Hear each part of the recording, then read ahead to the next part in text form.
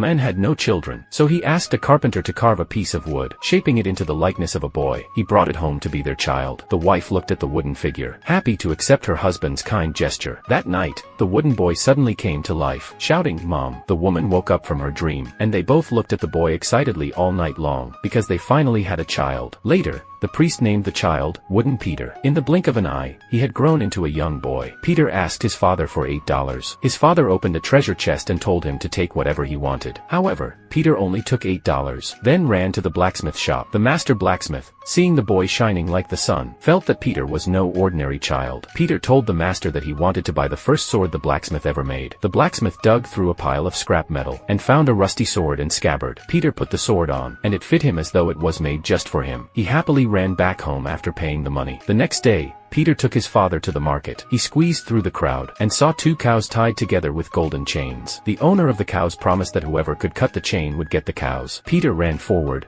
raised his sword, and instantly cut through the golden chain. The sound of the sword striking the chain echoed through 12 countries. Then the 2 cows swished their tails and ran to the barn. The owner walked up and reminded Peter that the cows only ate firewood. Peter remembered this and went to the barn, burning 12 pieces of wood. When the firewood was almost burnt to ash, he poured it into a barrel. The 2 cows quickly ate the firewood. Then one cow walked towards the setting sun, and the other walked towards the rising sun. Peter then called his father over, tapped the left corner of the door with his finger, and suddenly, a flower pot on the wall poured out red wine, while the right corner poured out brandy. He told his father that anyone who passed by their house could come and drink from these wines. Peter then said that if one day his father saw the plow cart stop in front of the house, and the stone himself jumped onto the cart, the red wine would turn to water, and the brandy would turn to fresh red blood. That would mean he was no longer around. If his father wanted to find him, he should get on the plow cart, because only Peter knew where he would be. 12 days later, Peter said he was going to travel to other countries, so Wooden Peter set off. He visited 11 countries before arriving at the castle of the 12th king. Peter asked the king if he could work as a carpenter, as long as he could get food and shelter. The old king agreed, and was very pleased with Peter's work. During this time, the king's daughter fell in love with the diligent Peter. She asked her father to approve of their marriage. The king thought Peter was a good man, so he agreed to their marriage. But not long after, the king received a letter, and cried uncontrollably upon reading it. The letter was from an enemy, calling for the king to assemble his army to fight. Peter, seeing the king's distress, told him not to worry. He would defeat the enemy just like this torn paper. So Peter,